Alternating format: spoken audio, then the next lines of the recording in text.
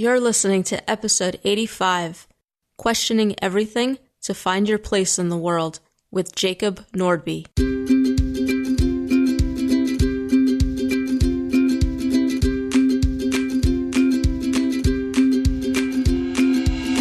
Welcome to the Grass Gets Greener podcast, the show for survivors by survivors. I'm your host, Melissa Wilson, a bullying survivor and anti-bullying advocate. And each week you'll hear from a survivor who has overcome a traumatic experience to go on to not only survive, but thrive, so that you can too, starting now. Hey there, welcome to this episode. Thank you for tuning in. I appreciate having you here. And I have a great episode for you this week. I'm going to be joined by Jacob Nordby of Blessed Are the Weird. And this episode really is for anyone who feels weird or, feels like they just don't know where they fit in the world. So if you can identify with that in any way, then this is for you. But before we get into it, I do just want to mention that today's episode is brought to you by audible.com. Audible is the premier provider of digital audiobooks. I signed up with them to get you a free audiobook download along with a 30-day free trial. They have over 180,000 titles, including some that have been mentioned on this show in the past, that you can choose from for your iPhone, Android, Kindle, or whatever you use as an MP3 player. So if this is something that interests you and you want to check it out, all you have to do is go to thegrassgetsgreener.com/audible, and you can go ahead and get your free audio download along with that 30-day free trial. So I really enjoyed recording this episode with Jacob, and I could identify with a lot of what he talks about here. And he's going to, talk with us about how he grew up within a fundamentalist Christian group where he was subjected to mind control and behavior control, and how he felt like he had to behave or he would be punished, and how he became good at conforming, but he always wanted to break out. And I think that I could identify with what he talks about because of my background, coming from having been bullied and also coming from a somewhat abusive environment at home as well, where it was rather controlling and protective.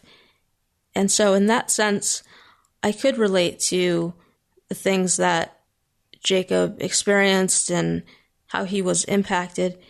And I think that if you come from that type of background at all, then you're going to be able to relate to this stuff as well. And Jacob's going to share with us about how telling his story in a different light allowed him to take some of his power back. And he's going to give us an example of this. And he's also going to share with us about how he started to break out of this environment that he was in. And then we're going to mention a movie that has impacted both of us. And I thought it was really cool that he brought this up because it's one of my favorite movies, and I know that it's one of his as well. So it was really great to hear about how it's impacted his life as well. And I'm not going to tell you what it is. You're going to have to listen to find out. But that was a really cool moment.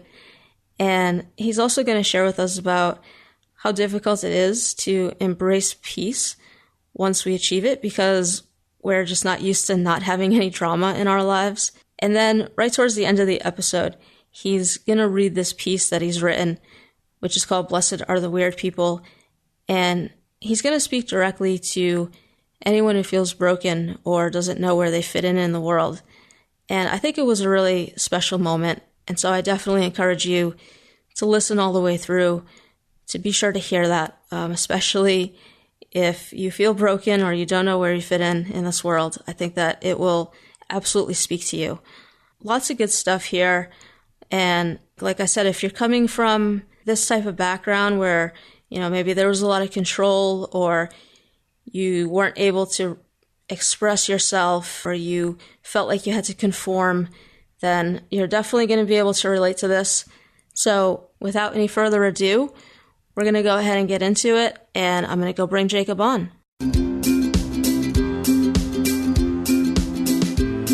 Jacob, welcome to the podcast, and thank you for joining me here today to share your story with us. Thank you. I'm so happy to be here.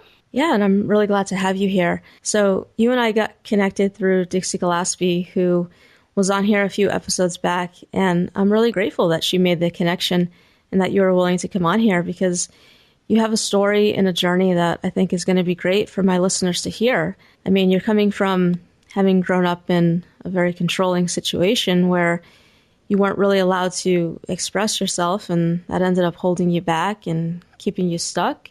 But you found a way to overcome that, and I think that's really inspiring. So what I like to do here is kind of start at the beginning and then make our way through your story. So I would love to have you share with us what you'd like us to know about what you experienced growing up. How does that sound to you? Oh, that sounds great. Just tell me, just put a quarter in me and I'll start. Give us a little background on kind of the situation that you were in as a child. Yeah, well, Melissa, it's so interesting. I have this experience a lot of times when I talk with people who have been through somewhat dramatic or challenging or traumatic life situations. A lot of times when I'm talking with people and we've been through, maybe a couple of 3 or 4 decades since childhood, I have this common experience where I say, do you ever feel like you've lived 2 or 3 lifetimes inside of this one lifetime? And I'll ask you, I mean, yeah, do you ever feel like, wow, I've lived more than one lifetime already? Yeah, I can definitely relate to that.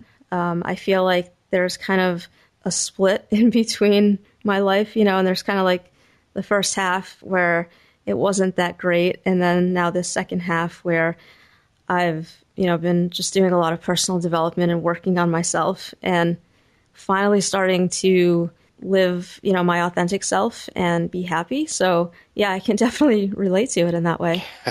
Yeah, I'm not surprised at all. Just looking a little bit at your podcast site and notes there, I got a sense that you probably would be able to relate. And it's interesting, when I look back at my childhood, I know there's this thread that connects. I traveled through all of these experiences and then am who I am now, and the journey continues. But sometimes it's hard to go back all the way and connect to the memories and the feelings, the depth of it, and in fact, during the process, which I'm sure we'll talk a bit about, there were times that came to me when I found helpers or tools or things to begin unpacking those experiences and eventually releasing the power from them, taking the energy back from them. But before those things happened, before that unpacking process, I found that many things were weighing heavily in my life that had tremendous gravity. Like they really kept me stuck, or they provided a huge emotional charge. And I found myself sort of bouncing off the sides of my life in ways that I didn't understand. And so, yeah, just going back to my childhood. So I was born to hippies in the 1970s in California, and my mother had been right in the middle of Haight-Ashbury in the height of the hippie craze. And the legend has it that I was conceived in a coffee shack on the Kona coast. I haven't since been back to Hawaii, so I don't remember anything about it.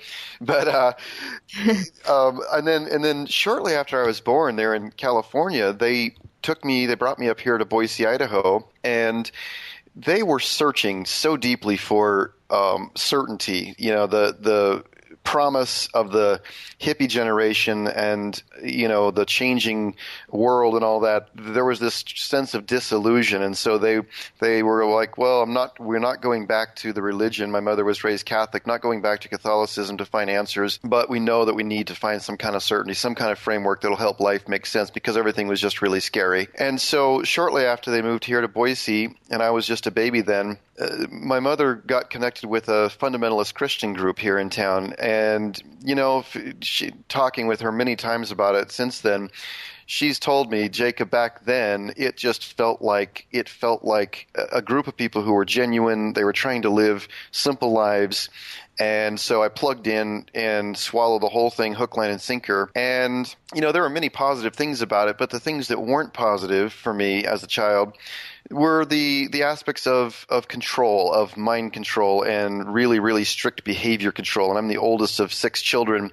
Of course, then I was still the only one, but was raised really quickly with this sense of responsibility to conform to the rules, to do the right thing, to please God, to get good grades, to do all those things. And hadn't realized until much, much later, Melissa, that the framework I was raised in was set up in such a way that it was going to distort or repress or hamper my true self from finding out who I really am and what I want to be. But I was really good at fitting in that box. I became really, really good at doing exactly what I was told, out of fear that I'll be punished or God will punish me or something like that. Does this make sense? Mm-hmm. Yeah, it definitely makes sense. And, I can relate to it in some ways as well. It sounds like, you grew up in a very sheltered environment, and I kind of grew up that way myself. And my parents were kind of very strict and very protective of me, which ironically is like what led to me being a target for bullying. Mm-hmm. But yeah, to grow up in that situation, and it's hard to figure out who you are, you don't develop that sense of self, and you're being controlled by these other factors, and it gets very confusing and definitely makes you very it kind of stifles you, right? Yeah, and it's interesting. You asked, how some of these things affected me. It was odd because as conformist as I was, as good at following the rules as I was, there was this knobby, curious, elusive sense in me, this voice that kept asking questions, kept nudging me outside the lines. And again, unlike a couple of my siblings, I wasn't naturally someone who was going to challenge authority. So if the preacher said, or if my mother or father said, do it this way, think this way, I was just sort of by natural bent, I was more likely to try to follow along rather than, rock the boat or get out of line. Unlike, again, some of my friends or some of my siblings who very, very naturally challenged authority and said, hey, that doesn't make sense to me. I'm not going to do that.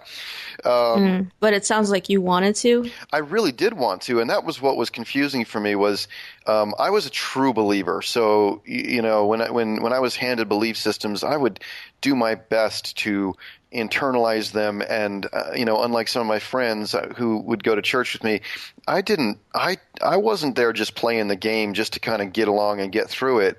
I was really heartfelt, deeply into what I was up to there. And I'll never forget some of the things that were early signs for me, Melissa, that it just wasn't going to be possible to always follow this course was I would have these experiences. I would read a book, or I would have what I've come to see now as some kind of a mystical experience, something that couldn't be explained by the belief structure, by the church, by the what my parents said was true. It couldn't be explained. So I would read the Bible and I would try to internalize that, and then I would have experiences of that are, and I'm sure you can imagine, are hard to describe, but I would get a sense of the greater universe and the love and the intelligence that was present in all things, and it didn't match up with what I was being taught, this harsh sense of fear, of sin and judgment and all these things. And so I would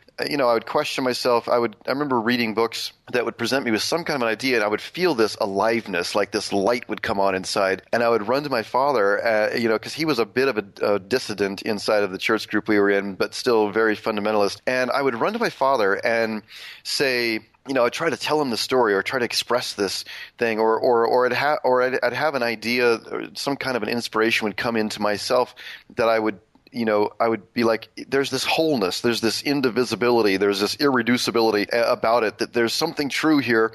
And I would run to him and try to express it or explain it to him. And he was a man with such a powerful intellect. He studied Hebrew and he studied the Greek. And so he was really into the fine details of theology and the Bible and all this. And he would immediately take this sort of alive, tender, whole idea, and he would use his powerful mind and all the information he had, and he would just tear it apart. And I would walk away as a small child, just feeling not safe, not feeling acknowledged at all. And there were other things from a behavioral standpoint. We weren't allowed to watch television. We had to wear long sleeve T-shirts and long pants, at all times. We couldn't go to the store on Sunday. I mean, there was just a long, long list of really heavy-duty sort of behavioral and mind control kinds of things that we were part of that growing up. Mm-hmm. And so there was just this sense, Melissa, that I had this sense that I have a much greater and less tidy and ultimately alive connection to the universe that can't be explained here, and it doesn't hurt. It doesn't force me into having to believe things that hurt, that cause pain in my own life, or that cause separation from me. I mean, we called everyone outside of the church group we were in, they were called the world, and we were taught to be afraid of them and not mingle with them, including higher education, including a lot of things. And so there was this sense of being wrapped up in bungee cords or chains or ropes or something, and there was this alive thing though that was so curious and so expansive, and its elbows didn't want to stay put in me, and so I did my best really as long as I could as a child and as a teenager to really keep those things wrapped up and follow the rules, keep my head down, do the right thing. I think that's difficult when you're doing one thing, but you feel like you should be doing something else. Yeah, it creates such a struggle, a conflict within you. Now, I'm curious, since you were coming from that perspective, did that make it, and that you were like never able to stand up for yourself, did it make it difficult for you to stand up for yourself later on in life? Yes. And specifically, we were taught to repress and suppress emotion. So feelings, we were taught that anger is wrong, and it's just wrong. And of course, any kind of profanity or anything like that was completely. I mean, gosh was a bad word, for example. But the expression of this is who I am, this is what's important to me, here are my boundaries. None of that was okay. And Melissa, it's interesting, and I'm going to kind of skip forward in the timeline now. Much later in life, I grew to look back at the story that I've been telling you and say, wow, I'm going to change that story. So I can give you this list of all the painful things and the beatings and the church group and the restrictions and all this stuff. I can give you that picture, and it's true, and I shouldn't pretend that it's not there. Having said that, though, I've learned that by retelling that story in a different light. In fact, my friend Heather Ashamara, who wrote the book Warrior Goddess Training, she taught me this, and a number of other people in different ways did as well. But she said, if you want to take the power back from a situation that has been controlling your life for so long, even perhaps long after its expiration date has passed, you need to find a way to keep telling the story and then begin to shift the way the story is told. So, for example, I could sit here and tell you I didn't watch a television show until I was 25 years old. I didn't see any movies. I didn't have any cultural social reference things. So when I ventured out in the world as a 20-year-old boy, I was really like an alien dropped in from some outer space place and didn't know how to operate in the world. I could tell you that story, and that would be partially true. The other thing that is true, though, is this. I was this and am, I have come to realize, I'm a tremendously sensitive individual. I hate to kind of wave that flag around out there, but the fact is I have a tremendous sensitivity and pick up on vibes and feelings, and sometimes pick up on the feelings of other people and maybe even the collective in ways that are not terribly comfortable for me, and a tremendously curious mind. And so looking back, here's a different way to tell that story. I was raised in this safe, tight little cocoon in which I was protected from many things that people who are raised in more, open environments, they go to public school and all that many people have experiences, and it sounds like maybe you have, of being bullied or of being, really taking some hits, some wounds on as a young person. And I was kept in this cocoon, and most of the sensory, social kinds of inputs, television and games and all of these different things, they simply weren't part of my life. And so not only was I sheltered, but I was also kept in this space of tremendous creativity. So I spent my young life outdoors. I spent my young life reading books, classics, and, L.M. Montgomery and, Anne of Green Gables books and all of these. I had this vast reading and this creative experience of the world, and I'd be out there in nature experiencing the beauty and building forts and having to entertain myself. And so I came in, again, I'm retelling this story. So I came into my adult life, yes, with a lot of things I didn't know about. I didn't know how to connect with the world. And here I am, 43 years old, and there are still large chunks of, what the general conversation might be that I simply can't engage in. I enjoy some sports, but I don't really care about them. It's not really part of my life. I really can't talk about any of the TV shows that most of my generation grew up with. So a lot of the sort of the inside jokes that are just very common, the references, I simply have no idea. So somebody will say something about the Brady Bunch. I mean, I'm familiar with the title of the series, but I have no idea about the details, or Gilligan's Island, or any of these things. But okay, so that's one way to tell the story. But here I am telling you the story of here's this incredibly sensitive creature with an inquiring mind and a lot of creativity. And I was held in this space where I was almost like in an isolation chamber, most of the other distractions subtracted from it. And so I can either look back and regret or be angry about, and I have had some of those things, and I won't pretend to, push them away. I think it was really important to feel them and to express them and to unpack them. But I can also look back now with tremendous gratitude for the specifics of the journey that I was on during those years, because I know that I see the world through different eyes now. I'm different in my generation, and I was different even inside of the culture I was in there, the subculture. I was different. I was a weird kid. Not very many people were like me. But because of the way it was set up, I was protected. During when I grew up, where I grew up and how I grew up, for example, being called gay would have been a serious problem. Of course, now I love the fact that the world is embracing all this different ways of being.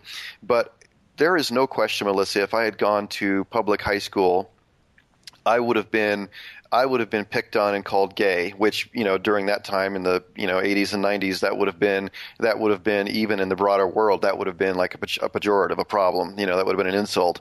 Mm-hmm. And because I loved music and poetry and art and various things, I mean, there was no question, and I was sensitive and had sort of awkward ways about me. There's no question that I would have taken some hits that later in life I would have had to deal with. And the fact that I was protected from them, I can only look back with gratitude and say, okay, so something about the design, the purpose of my life, it was necessary for me to actually have that kind of sort of cloistered existence. Does this make sense? Yeah, I think it's definitely an interesting perspective to have on it. So do you think it's that this perspective has allowed you has made it easier for you to kind of, I don't know, is healing from it the right word to use? I mean, do you feel like you've had to heal from this experience? Oh yeah, without any question. In fact, okay. yeah, without any question, because that has been over time this huge process, and it continues, Melissa. I mean,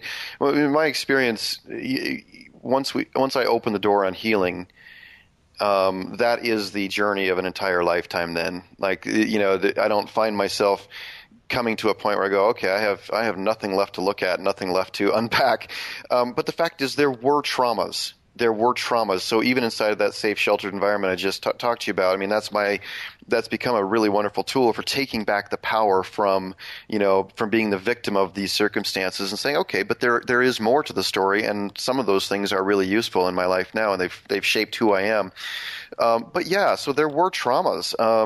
The church I grew up in was a huge. They explicitly taught corporal punishment, so beating your children, and not just sort of a little bit of correction. I mean, really, what we would most likely call child abuse now was just part of what was taught there.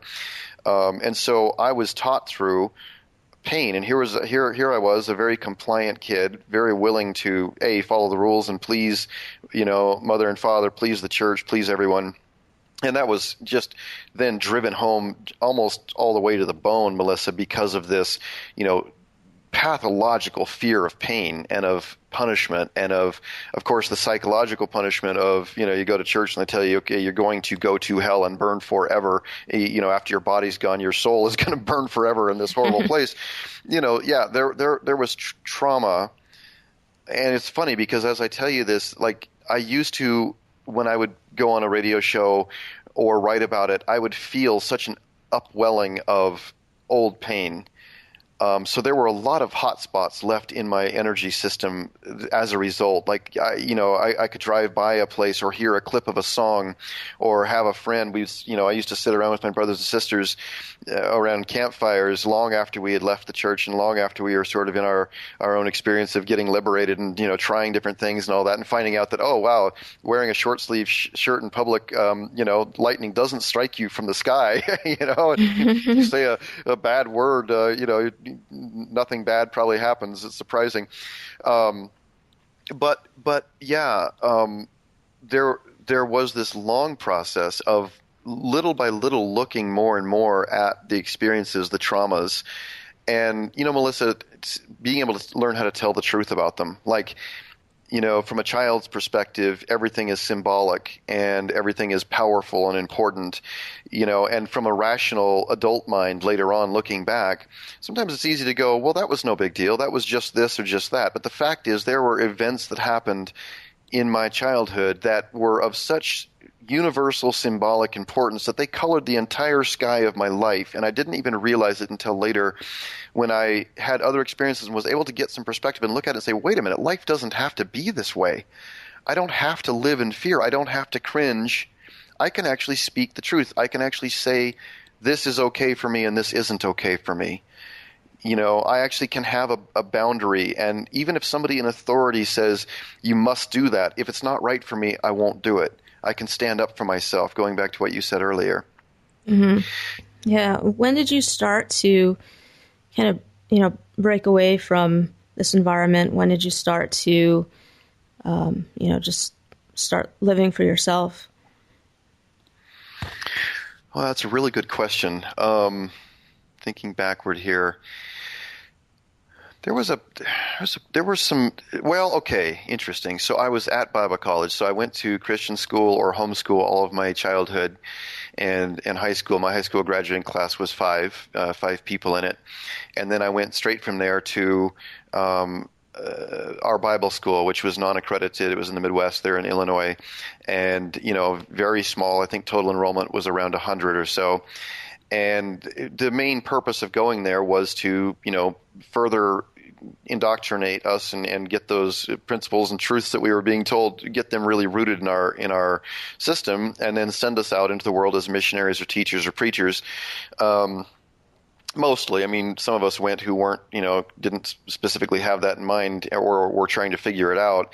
And I remember going there, though, Melissa, and this was so fascinating for me because once again, not questioning, true believer, not acting out, not trying to be a rebel or break the rules, went to Bible college. And one of the first things that happened, the experience of leaving home and going to this environment was, even though it was so similar, it was the same church, same language, same everything.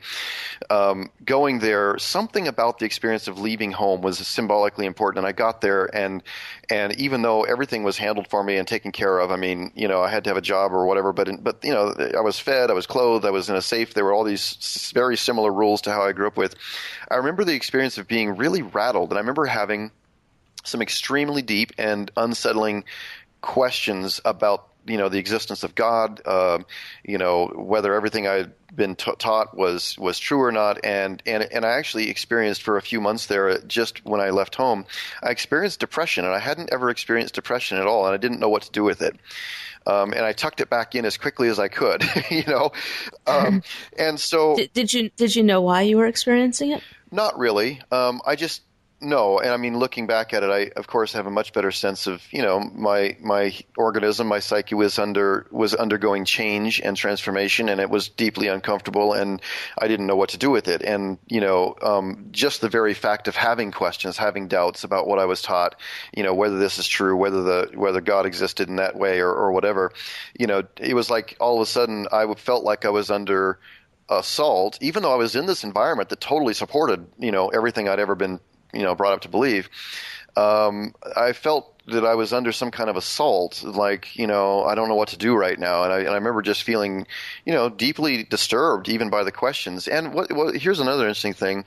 But so I didn't do anything. I didn't start acting out at that point at all.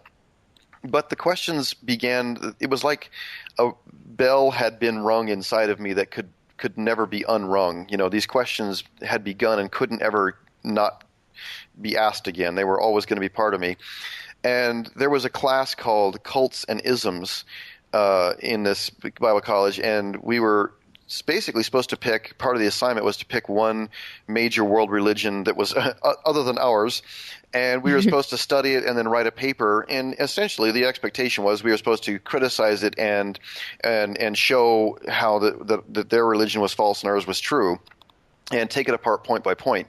Well, what was interesting is, even as a child, I always had a fascination with Eastern stuff, martial arts, Eastern religions, all that, and I wasn't really allowed to explore them. So I really didn't know anything about Buddhism, except I did know that Buddha was burning in hell, even as we spoke. I knew for sure that was true. All right. So what was interesting was then I picked Buddhism as my, line of study for that particular class, and began to dig into it.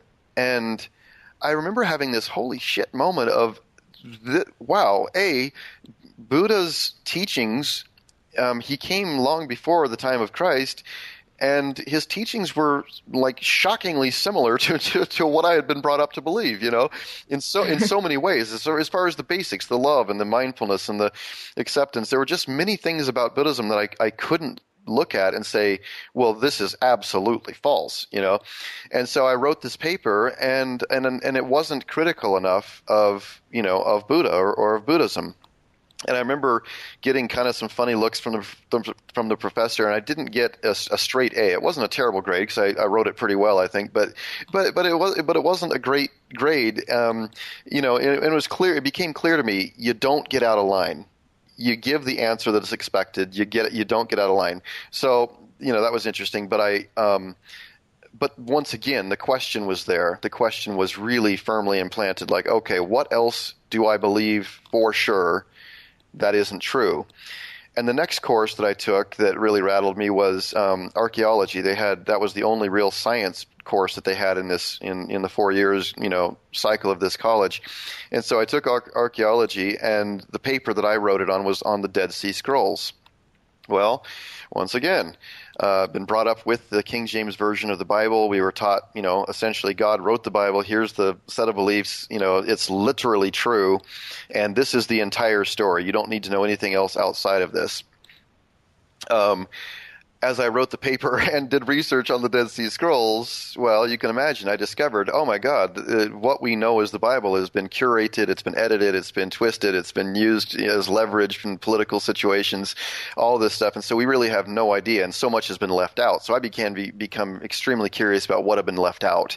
All right, well, those two events were probably, you asked, kind of what started the process. Those two events were the most clear bells being rung that said, hey, you don't know the whole story.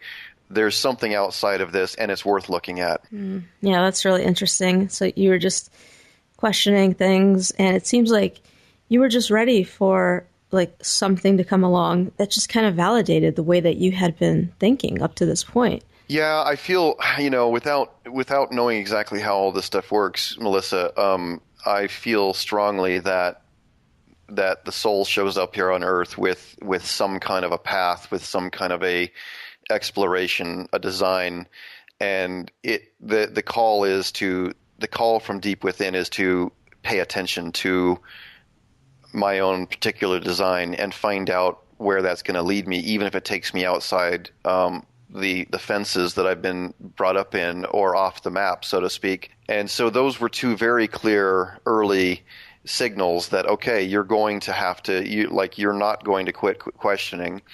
You're going to go off the map at some point. And I didn't, of course I was terrified of that. And again, for a very compliant, straight A student, golden boy kind of kid, to start to get the nudges from inside that say, you are not going to be able to live your entire life this way, or if you do, you'll be choosing to live a lie. It wasn't that clear for me at the time, but that sensation was there, and it was very uncomfortable. Right. So it's like at that point you have a choice to make of how you're going to go forward. Yeah. Yeah.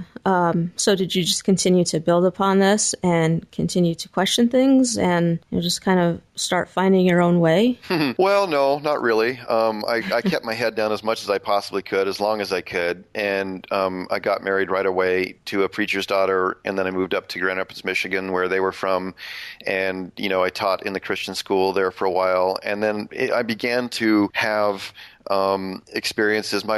Interesting how families show up together and how their different courses affect life. So my younger brother Nate, who is he was absolutely my best friend. We were essentially almost joined at the hip as kids. Did everything together, loved each other just deeply. David and Jonathan kind of thing. He joined the Marines. He was much more of a rebel, and he was out smoking cigarettes and watching movies and doing stuff, at a young age. And I loved him so much. That was the thing, is I loved him so much. And of course, my heart was heavy for him because he was, involved in all this wickedness. But I also couldn't ignore the fact that I loved him, and it didn't really matter what he did. I was going to pay attention to him. I wasn't going to necessarily jump in and do the horrible things he was doing, but I was, I couldn't ignore the fact that he's not one of those bad people outside. He's Nate. He's my brother. He's my heart, and so that forced me to then look more closely at the behavior stuff and say, well, wait a minute, is this really wrong, or have I just been taught that this is wrong? And there came a point where I was sort of launching out into the world. And again, I had jobs out in the world before, so it wasn't as if I had only been sort of in a cloister, but generally it was interpreted, okay, you go out there and work because you have to have money, and then you come back to church and you come back inside the church family and you stay here because that's safe and out there is not safe. And but as I began to get into sales and study personal development stuff and success literature and all that, I remember I joined probably for extremely mercenary reasons, Melissa, I joined a Christian businessman's prayer group. And so I started attending this every week and began to meet all these different men. So here's a Baptist, and here's a Pentecostal guy, and here's a guy who's a Catholic, and here's an Episcopalian and a Christian Reformed, all these different stripes of Christianity. And that was another really important thing, because here I am sitting around a table with men who are sharing the experiences and the struggles of their own life, and they're praying about it, and they're basically, I began to notice that, hey, it doesn't matter what these people believe in terms of the fine points of theology, they clearly have the same. We're all humans. We have the same needs and desires at the base, and we're all struggling to find the answers for our life. And so I began to not be able to ignore those connections. And I remember being pulled aside by some men in my church, and they warned me very, very strictly against going back to that Christian businessman's prayer breakfast thing. And I said, well, what do you mean? We're getting together and we're praying. And they said, oh, it's dangerous. They're gonna lead you astray. Well, and they did, they certainly did.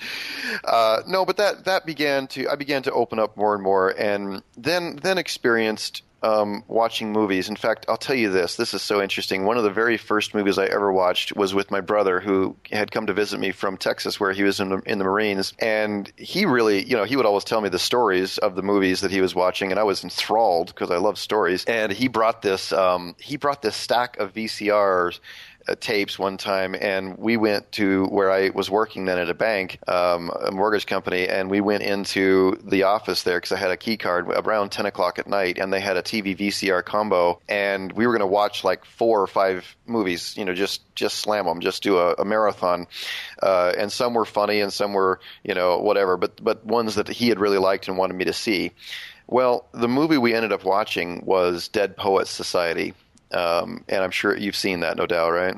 It's one of my favorite movies. I'm so glad that you mentioned that. Yeah. Wow. Go ahead. It's just, it's definitely been impactful for me, and I'd love to hear more about how it affected you. Yeah, well, I'm not surprised to hear that it that it touched you deeply as well. Yeah, it was one of I've had a couple of times, well, more than a couple, but a couple, especially a couple of times where movies or books or something struck me so deeply to the core that it was. I look back and say that experience changed my life, and Dead Poets Society was one of those. It was one of those moments where the bell was rung so clearly, and I had a sense of this call. You have to, even though you're afraid, you have to go explore. You have to go find out who you really are. You have to experience the richness of life, even though you're afraid of the slings and arrows, or of the criticism you might experience, or of the being ostracized by your tribe. You have to go do it. Like, that was the clear call, and of course, Robin Williams and Carpe Diem, seize the day, boys, seize the day. It hit me at exactly the right moment, in exactly the right way. And it set me on fire, Melissa. It set me like I began to realize, Brene Brown, she says, you can choose courage or you can choose comfort, but you can't have both. Mm. and that began to, that was the thing that really struck that in me. It like struck this match and said, all right, you know what a life looks like that follows all of these rules and keeps you safe and keeps you comfortable and keeps you free of criticism inside of this group. But you also know that something in you is much larger and is insatiable. It's going to have to leave this behind. And if you say, so here's this long stretch of path, and I've had this experience a number of times where I could feel a crossroads coming for years. So there might be 2, 3, 4 years where I could feel, okay, a change is going to happen. I'm going to have to make a decision. But it wasn't ripe yet. It wasn't ready just yet. Shortly after watching Dead Poets Society, I realized I'm at a crossroads. I have to make a choice here. If I go, let's just use the direction left, that is safety. It's what I've always known. It's also a lie because it's no longer fully true, and it's death. Like, that's the death of who I really am if I keep going that direction. And so despite all of my fear and misgivings and discomfort and terror, I took the right-hand path. And that led me off into the unknown. That led me off the edge of the map. And I began to take steps beyond what I'd ever known before. And it was terrifying. Of course it was terrifying. I remember sitting down with my then father-in-law, who was the pastor of the church, and breaking the news to him that I was no longer going to be able to be a member, and that I was, that I had all these questions and these things that I simply couldn't stay there anymore. And it was heartbreaking, and I one of the things that in my life has been a long-standing pattern, Melissa, is the absolute terror of disappointing people, of letting people down. Mm-hmm. And so I would have a lot of responsibility. I would take on responsibility, and I was, people would hand me responsibility. So I was a song leader and a Sunday school teacher and a member of the board. And I mean, there was all this pressure to maintain the image of somebody who was following the rules.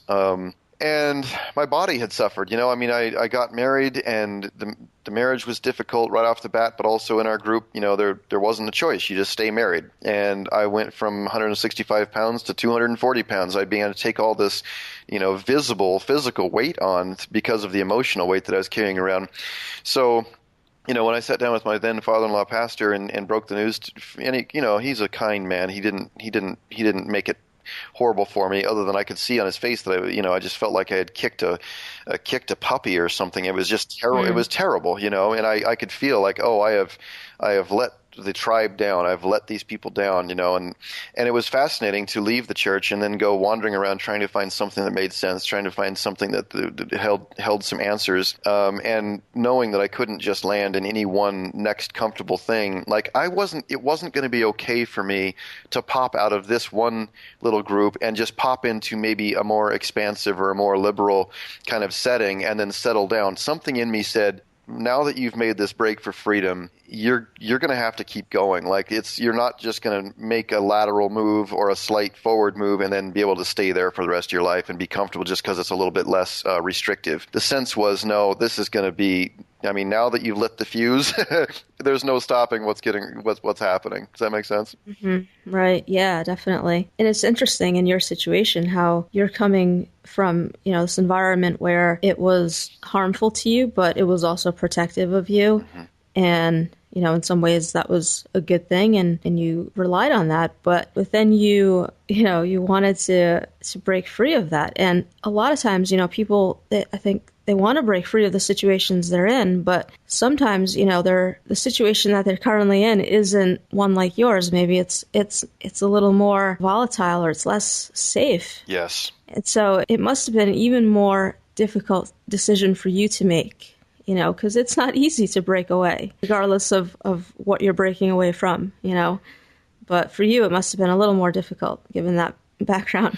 Well, that's a very interesting point, Melissa, and I suspect that many of your listeners do come from situations that are much more obviously traumatic or wounding, and you're right in some ways, because here's as Robert Anton Wilson talks about in his book Prometheus Rising. He talks about reality tunnels and how we form those from very early infancy, and then they become the way we see the entire world. Well, my reality tunnel said these things are unassailably true, and so even though they were restrictive, they were all I knew.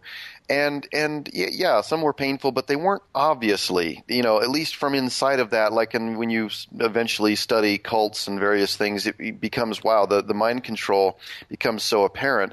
When you're raised from infancy all the way up in a situation like that, the mind control that says, well, this is absolutely true and anything outside of this belief is not only false, but it's dangerous. It's kind of like the Stockholm syndrome. You fall in love with your captors, and so it's not as obvious. Now, people who grow up, let's say, in an alcoholic home where someone comes racing in and, hits them in the side of the face with a fist, just beats them out of anger, and there's screaming and there's anger and there's things being broken. It's actually somewhat easier to draw a line and say this is okay and that's not okay. It might not be any easier to break out of it, and it certainly leaves, every bit as deep of emotional trauma and scars. But you're right. It's sometimes, for me, it was much harder to separate. It took longer probably to go, okay, that really isn't okay. That really does constitute unacceptable mind control or even abuse, to be forced to believe that and to feel like I had no choice. And so, yeah, there was a long sort of period of gray zone where I just, which end is up? Okay, if that's not true, then what is true? All of that exploration. And it's interesting. Again, through this entire process, I was out there in the world. I was selling. I was, really working hard to become successful financially. And so I would study lots and lots and lots of success literature and, personal development things, very much in the mainstream though. And so there came a moment when I was listening to, and so this is kind of in the period after leaving the church, I was listening to Tony Robbins, who I really liked and still do in many ways. He has a powerful message and really deals with a lot of some of what we're talking about today in various with tools and things. But I was listening to one of his Power Talk sessions on cassette tape where he was interviewing, and I liked his whole series. So I was going through this whole series of Power Talk interviews, and then he was interviewing Dr. Wayne Dyer. And I remember this experience of going, oh, like something in what Wayne Dyer was talking about made me feel like, whoa, some of the answers, some of the questions that I had, even as a young child, some of the mystical experiences and connection with the greater universe and outside of this restrictive belief system, some of those things, wow, he was articulating what was already inside of me, and it felt so true, and it felt so like, oh, I can breathe. If I accept these ideas or follow up on them, I can breathe. This feels much more peaceful. This feels like it goes in my body, my mind much better. And so that was a big watershed moment. Again, kind of like the Dead Poets Society. That was another big watershed moment where I moved then from that section of the library all about success and making money and began to follow the thread. Dr. Dyer and Deepak Chopra and Carolyn Mace and, all these really cool teachers in the other part of the library, and began to really then engage in a different pursuit of spirituality. And now looking back, I mean, those are no longer people I really follow or imbibe these days, but I so appreciate. I've come to really strongly believe, Melissa, that we meet the teachers we're ready for. And so I met Wayne Dyer when I was ready for him, and Deepak Chopra, and they came into my life and they stretched me and they pulled me beyond my belief system, and they allowed me to see some light at the end of the tunnel and say, oh, there's hope for a life without all of this mental anguish and this fear and this distorted personality and all of these things. And so that really then began to accelerate things. So I know, we're like getting close to the end of our time here. There's like so much we could dive into, but tell us how you're doing today. Where are you kind of at now? It's funny. Thank you. I've been in an interesting period just lately. There was a stretch after what I just described to you, during which, I went and had a shamanic experience that really broke things wide open, and didn't know that was what I was up to. I thought I was just going to a meditation retreat. And then, my whole life crashed down around me during the financial meltdown of 2008 and 9, and really lost everything, and went through a period where it was probably a nervous breakdown, and it was also at the same time as it continued really dramatic spiritual, emotional, psychological kind of breakthrough. And so it was just a weird period of time, and there was all this emotional heat and release and things and amazing epiphanies and all this. And during that period of time, I wrote my first book, which is called The Divine Arsonist, A Tale of Awakening. And so that's a novel, kind of lives in the neighborhood with Way of the Peaceful Warrior or something like that. And so that was this powerful experience, and it was cathartic, and it unburdened a lot of things from myself, from inside of me. And then a few years later, I went through a divorce, and that was also really a major deal to make that decision. And so, it's been interesting, Melissa. The last few years of my life have been characterized by mostly a much gentler path. And it's funny because I was so used to the extremes, the really intense pressure of getting liberated from something, or of the resistance, or of feeling like I was climbing a really steep mountain path all the time. And my life lately has been much more peaceful. And when I say that, it sounds like a wonderful thing, and it is, but there's part of me that really enjoys the extremes too, enjoys the challenge, enjoys the burning lungs and legs that come from the kind of metaphysical journeys out there. And so it's been an interesting thing to realize that this process of healing and of releasing and of letting go of a lot of things has left the slate, my inner slate, feels very clear. And at times that can be a bit boring. And the temptation to go and generate a bunch of drama in some way, it can actually be there. Like, well, I should be finding something to fight against right now.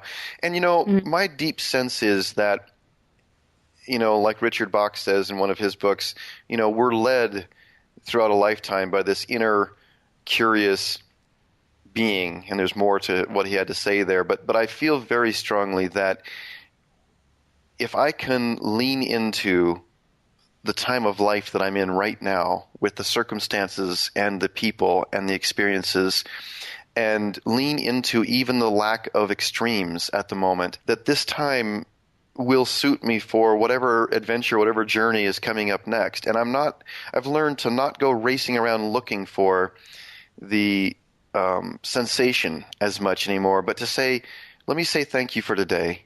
Let me lean into the lessons of today. Let me be grateful that I don't have these massive rocks to carry up hills and things like that, or these great battles to fight inside, because there could come a time when that happens again. But to be grateful and to create a life that looks like myself more and more and more. And, back a few years ago, I'll just read this briefly because I know that your time on the show is about up for today, but that's okay. I'm good. I just want to respect your time. Okay. Yeah, back in 2012, I wrote this little piece called Blessed Are the Weird, and I wrote it for myself because I had always felt so odd in my life and like I was a stranger in a strange land, sort of. And I never really lost that feeling, even as I began to become more expansive and I began to maybe fit into the broader world more easily by appearance. There was also part of me that was also had these deep and nameless longings for things that were sort of beyond my experience. And so I wrote this. Blessed are the weird people, poets, misfits, writers, mystics, heretics, painters, and troubadours, for they teach us to see the world through different eyes. Blessed are those who embrace the intensity of life's pain and pleasure, for they shall be rewarded with uncommon ecstasy. Blessed are ye who see beauty in ugliness, for you shall transform our vision of how the world might be. Blessed are the bold and whimsical, for their imagination shatters ancient boundaries of fear for us all. Blessed are ye who are mocked for unbridled expression of love in all its forms, because your kind of crazy is exactly that freedom for which the world is unconsciously begging.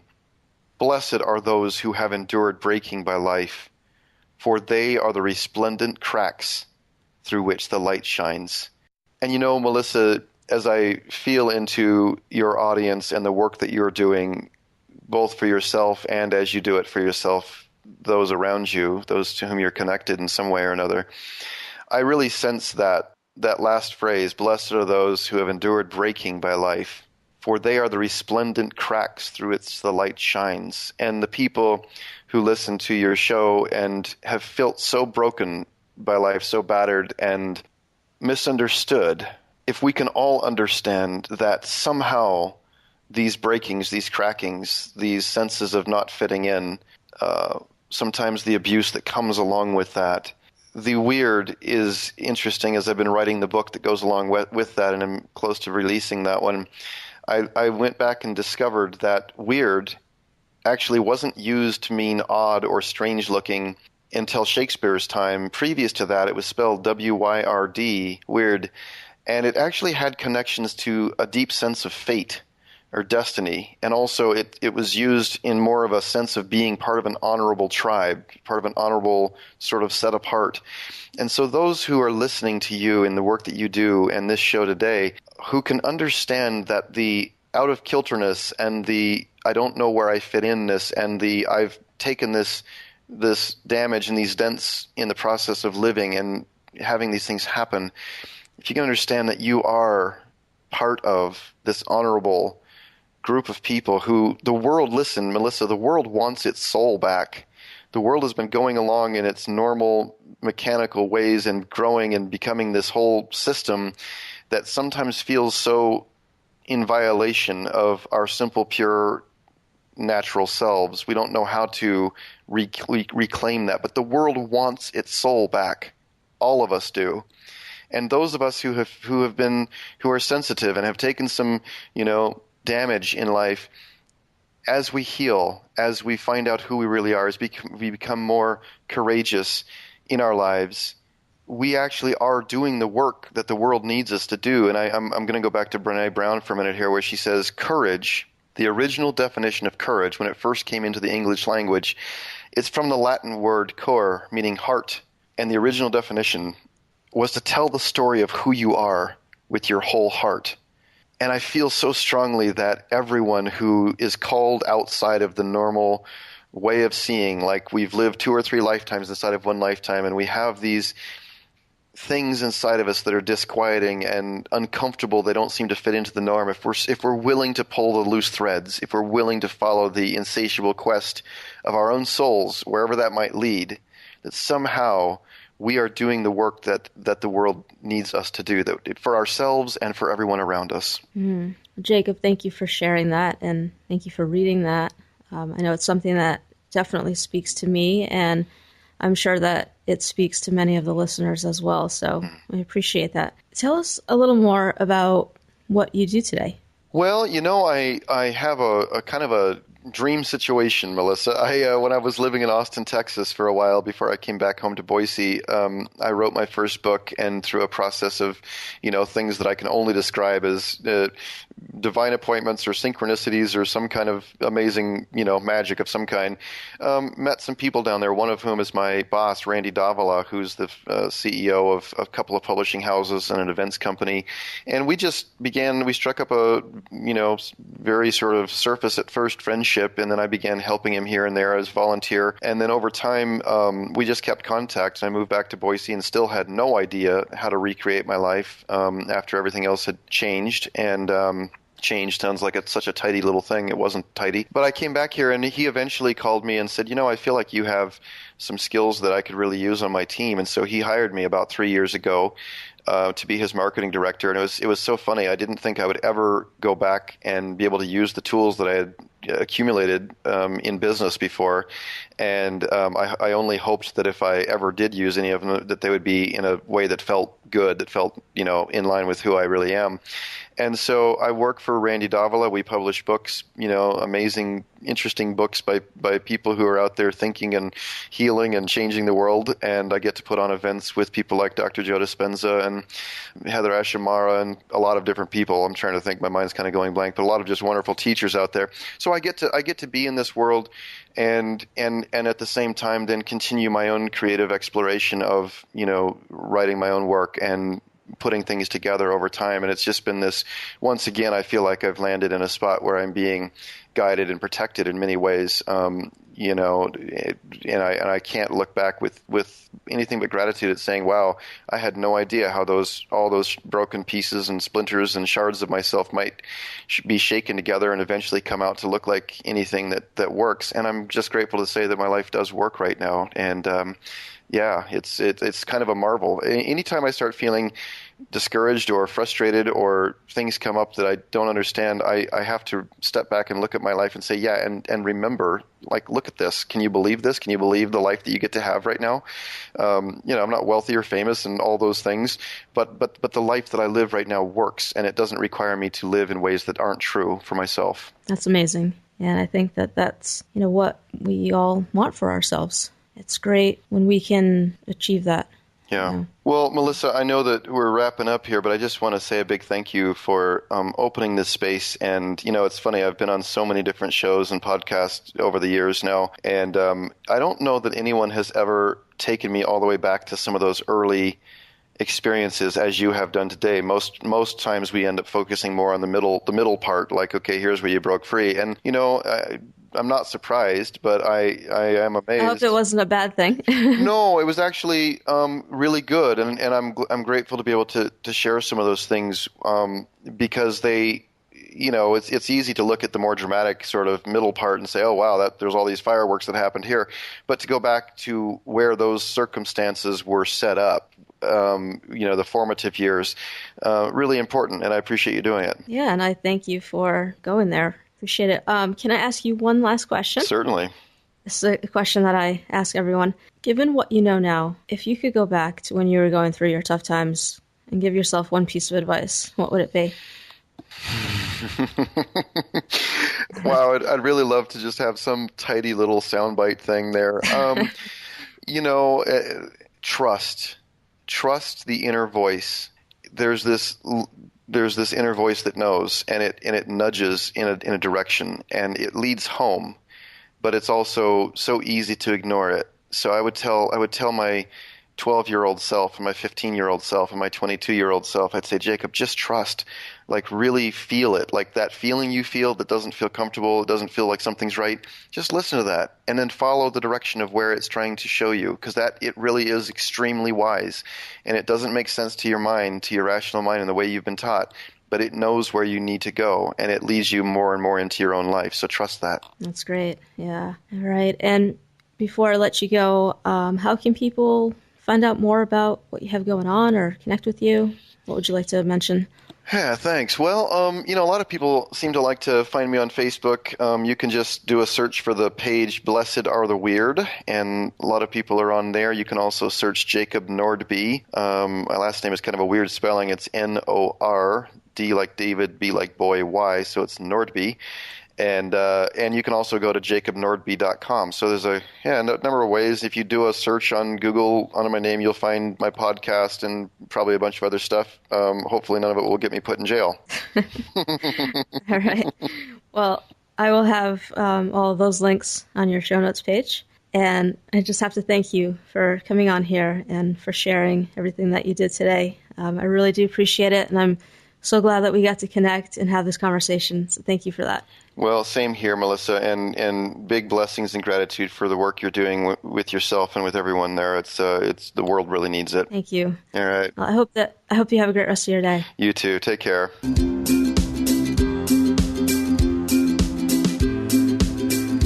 Thanks for listening to the show today. This has been the Grass Gets Greener podcast, episode 85. Go to thegrassgetsgreener.com/Jacob Nordby, and that's Nordby, to find the links mentioned during this episode or to leave a comment.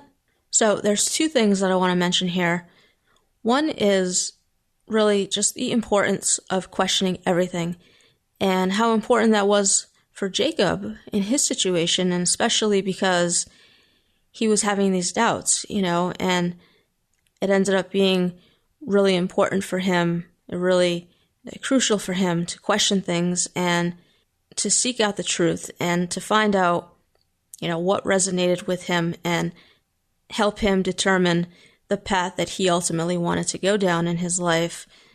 And I think that if you grow up in a controlling situation, you're most likely going to be fed some lies, but more importantly than that, you're not going to be allowed to explore and to figure out who you really are and what resonates with you. And so if that's been the case for you, then I encourage you to question things, especially things that just don't feel right to you, and to trust that inner voice, as Jacob says as well. Because I think it's so crucial for healing, to be able to break out of that and to find out, what really resonates with you and what path you're going to choose for your life, and to take that control back. So that's the first thing I want to mention. The second thing is to go watch The Dead Poets Society if you haven't seen it. It's such a great movie, and yeah, I'm a little bit partial to it, but I think that it's so powerful and it's so inspiring, it's so motivational, and it has the ability to, I think, really open up your eyes to what can be possible for you in your life. So I definitely recommend you go check it out when you have a chance.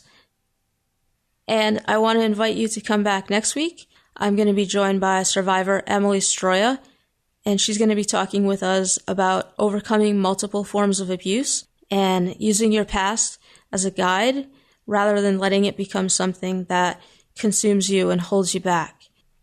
And just as a reminder, if you want to check out that deal from Audible, where you'll get a free audiobook download along with a 30-day free trial, you can find that over at thegrassgetsgreener.com/Audible. And of course, don't forget to head over to iTunes or Stitcher to leave the show a rating and review so that we can reach as many survivors as possible. And as always, have hope.